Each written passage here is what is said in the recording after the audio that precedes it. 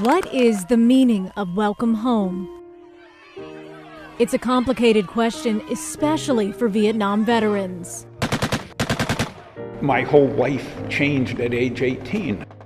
But in honor of Veterans Day, we are on a mission to find answers. According to the VA, Vietnam-era veterans represent about 7 million Americans. That is the largest cohort of U.S. vets. It's been 47 years since the Vietnam War ended, and for many, these stories can be difficult to share. And I'm still not open to many people about it. The federal government estimates anywhere from 2.6 to 3.8 million military members were exposed to dangerous chemicals during that era. Health struggles from Agent Orange are a sad reality for so many. I know they sprayed a lot of that stuff up in I-Corps. There were no cheers to speak of when they came home. Someone immediately proceeded to throw ketchup on my uniform. So our search for answers started with taking a trip on the first honor flight out of Albany in 3 years. A 16-hour travel day full of mixed emotions. That's why I did this. I'm hoping I can get it to his brother so he can see his own brother on the wall. And the welcome home celebrations, although touching, did they come too late? Thank you for coming today. We spoke to 6 local Vietnam veterans to find out. My name is Terry Smith. I was in Vietnam September 67 to September 68. My name is John Brownrigg. I was in the United States Army. I was in from 1967 to 1972. My name is Emil Baker. I was in the U.S. Army 70 to 72. My name is Geb Wolf, United States Army, 1969 and 1972. My name is Larry J. Turner, served in the United States Marine Corps from 1969 to 1971. My name is Helene Wallingford. I served in the United States Navy Nurse Corps from 1965 to 1970. So I want to start off by talking about something I have heard time and time again from many Vietnam veterans. They have not spoken about their experience in the war for so many years. How long did it take you all to talk about your experience? Probably 30 years before I spoke. And I'm still not open to many people about it. I didn't talk, and I'd had a second tour after that first tour, but that first tour was not enough to turn around and get me to talk at all. 25 years. I've never really talked about what we did in Vietnam or some of the atrocities or some of the craziness that went on. Nobody ever really wanted to hear it. I mean, some of the things were, pretty crazy. Stephanie, I waited 15 years before I talked about it. I actually hid my service from coworkers and friends. It wasn't a positive thing to talk about. It never got a good comment, and it was well hidden by many of us. Now, one of the common misconceptions about Vietnam veterans is that the majority of them were drafted, and that is simply not the case. 2/3 of Vietnam veterans actually volunteered to go to war. I think it's really important that we hear what your experience was in joining the military, each of you. Mine was unique in that my mother was in the Nurses Corps in World War II. My father was in the Army, and I went in and enlisted one day when I was still 18. Came home and explained it, and they got kind of mad at me and said, "You didn't talk about it." They said, "You're an only son. You don't have to go to Vietnam." And I said, "I'm going to do what I want to do." 17 years of age. There was a lot going on. Civil rights movement, the war protests, and I was pretty much heading down a different direction. I decided, said, well, I have to do something to change my life. And again, my friend to the recruiting station met up again with the recruiter, the gunny sergeant. He convinced me, right, that the Marine Corps had changed my life. I got drafted, you know what I mean? I didn't know Vietnam from Vales Mills. I didn't realize there was a war going on. I didn't know it. I was just footloose and fancy free. So, I was drafted, and then reception or whatever it was, a couple days, I had no idea what was going on. So I was in the Army about 5 months. Then I was given 30 days off, and then Vietnam as a combat infantry soldier. They didn't teach me any skills of any value. So it was a horrible experience. How about you, John? I had a graduation game plan that I had the draft number of 17 in Albany County. Where was I going to go with 17? I was going to go to Vietnam somehow. Then I discovered through friends there was an ROTC deferment program, that if I went into ROTC at Cornell, I'd be deferred for 4 years. And in my young head of 18 years old, I said to myself, it'll all be over by then. I graduated in 1967, and I was in rice paddies within 6 months after I graduated.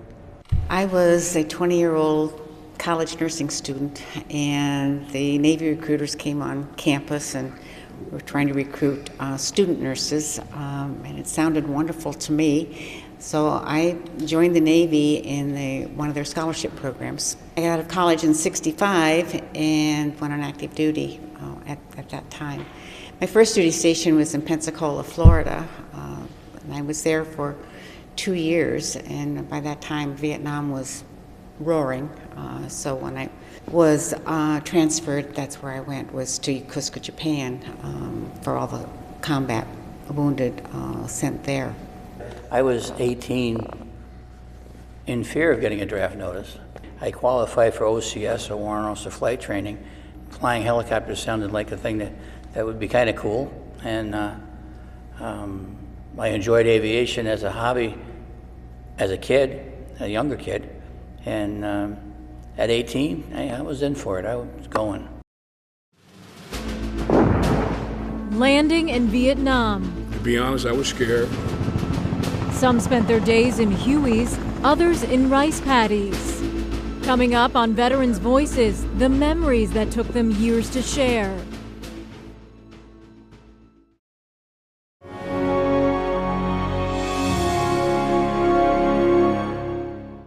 If you had one memory you thought of many times since you were in war, what's that memory for you? There's so many memories and so many things when you think back, and now at this age you think, I was crazy.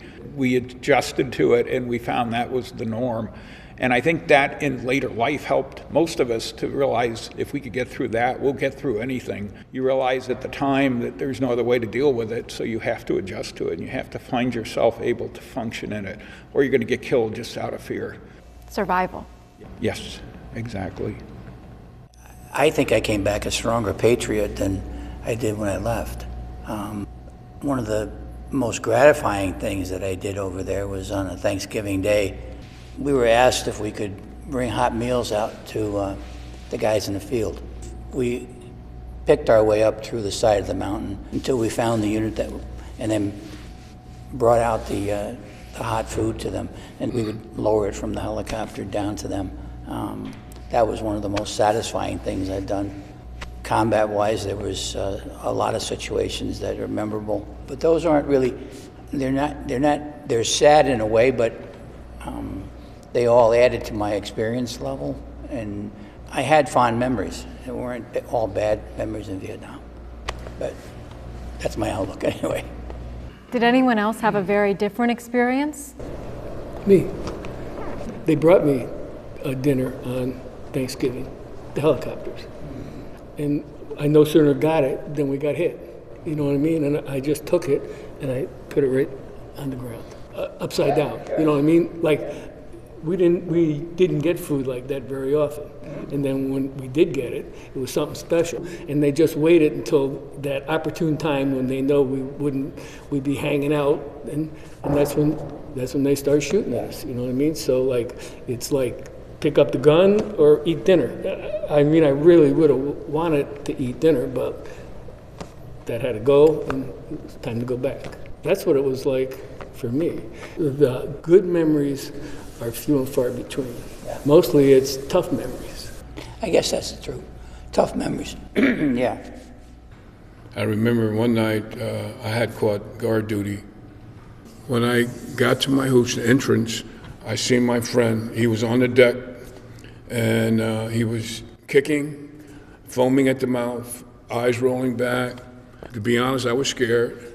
When I got to the field hospital, I had met a nurse, and I was inquiring about the person I was looking for, just going through and looking on both sides, the bedding, and you can just smell certain things, and people's legs hanging up, this and that and the other, people wrapped up in all kind of bandages.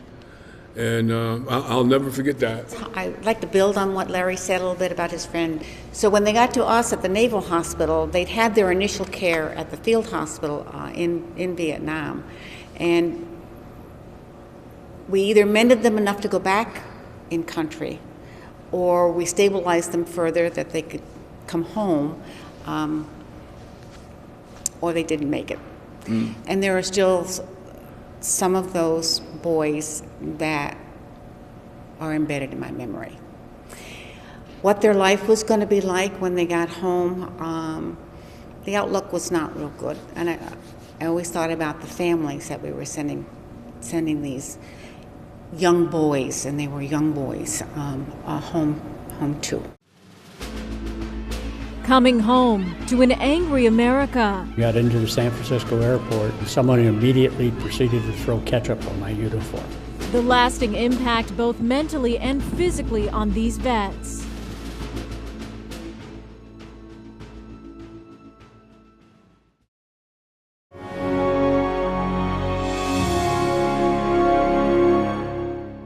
Welcome home, I know is difficult for many of you to hear, or you're grateful to hear it. How about you all? How do you feel about that phrase? It's a very difficult phrase to absorb in your mind. So I came back by myself and got into the San Francisco airport, and someone immediately proceeded to throw ketchup on my uniform. It was handled, and somebody cleaned my uniform such that I could fly back to New York and visit with my parents before I went to my next duty station. The comfort only comes when it's another veteran for me to say that, another Vietnam veteran. I never knew 4 of these vets here at all, and now I feel like they're part of me and I'm part of them. Welcome home to all of you. It's a different phrase when it comes from us, exactly what you said, because we mean it in here and we mean it to them. It's too little too late, you know what I mean? It left such a hurt, such a mark. When you came back, you thought you did a great service, and you were treated completely differently than what you thought. And that's not something that goes away very easily. Would you all mind by just showing a show of hands, who here feels like they're dealing with post-traumatic stress or dealt with it at some point in their life? I think it absolutely did. I came back, and again, there's a terrible adjustment period of 4 years of drunkenness when I got out of the service, and my life just fell apart. But then I stopped drinking and I started doing work, and that drove me to excel at what I did and to just try to be the best. You know what, honestly, when I first came home and they did an exam on me, for some reason, right, there was nothing wrong with me, I was okay, you know, and I think that was all wrong. The U.S. Air Force sprayed almost 19 million gallons of herbicides during Vietnam. The purpose was to remove crops and see enemy forces, but that strategy also harmed our troops. The VA first recognized some diseases and cancers were linked to Agent Orange back in 1984. But there were several barriers needed to prove that connection. Over the years, more presumptive conditions and locations have been added for coverage. How has your health been impacted by the war, and how are you still having those impacts today? My medical health 10 years ago started to be questioned. I explored some of the Agent Orange illnesses. I was at 90% disabled, and I've just been told I'm going to go to 100%. I constantly say this is from the Agent Orange. I've accepted it. Anybody else still having physical impacts? Yeah, I'm being compensated as well. High blood pressure, diabetes too, type 2. And I think the problem I'm having with my nervous system, I just don't want to blame it on Agent Orange, but I'm pretty sure it has something to do with it. because I know they sprayed a lot of that stuff up in I-Corps, you know.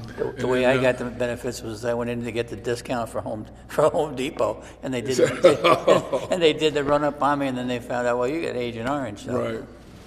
Coming up on Veterans Voices, we join some of these veterans on a trip to Washington, D.C. to see the Vietnam Wall. He was my best friend. And their wish from the community on Veterans Day.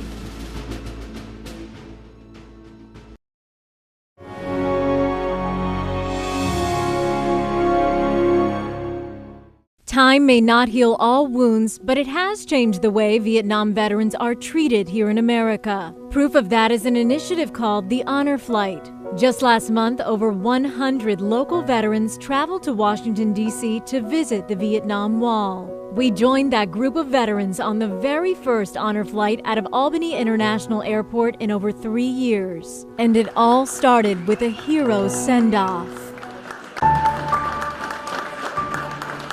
This type of fanfare may be familiar to World War II vets, but for those who served in Vietnam, all this fuss is foreign. I'm really surprised at the emotions.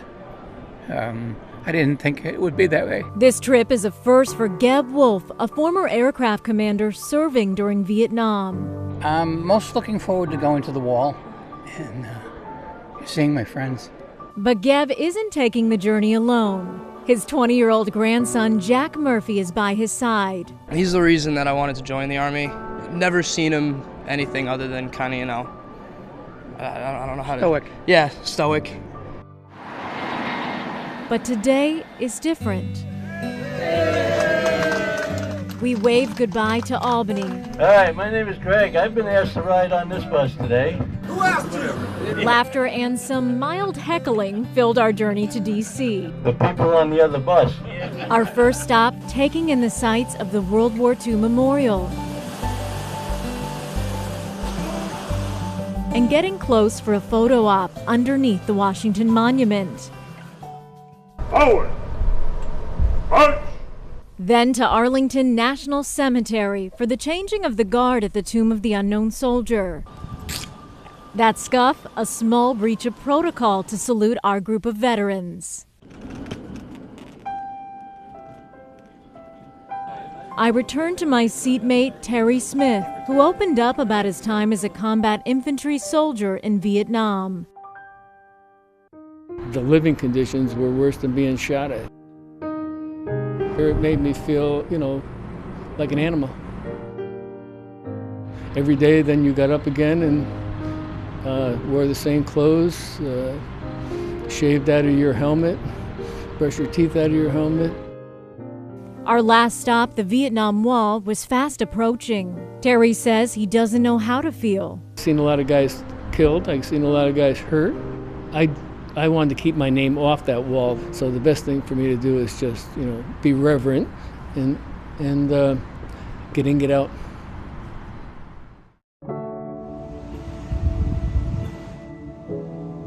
Many fell silent, standing in front of names they can't forget. That David S. Easton, my wife's cousin. Memories they can't change. I got it. As promised, Jack helped Grandpa find his friends. Gregory Allen Smith, right there. He was my best friend. I remember everything about him. He was a great guy. Geb and many others clutched those rubbings as we returned to Albany. But the mood shifted as we walked out of the gate to a surprise.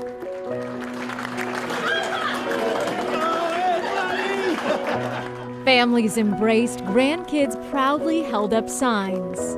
A far cry from the cruel words and spitting faces they saw back in the 1970s. The whole country had turned against us, so I appreciate all this, and better late than never. A homecoming 50-some years later. How'd you feel about the welcome that you got today? Outstanding. I got to the wall and I just started crying.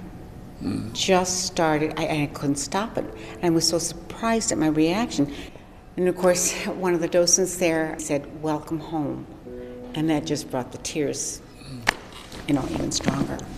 Like I say, like he said, it should have been said 30, 40 years ago. I think they're trying to learn from their mistakes, but there are no number of parades or thank you for your service is truly going to make up for the treatment. My son went in the Army.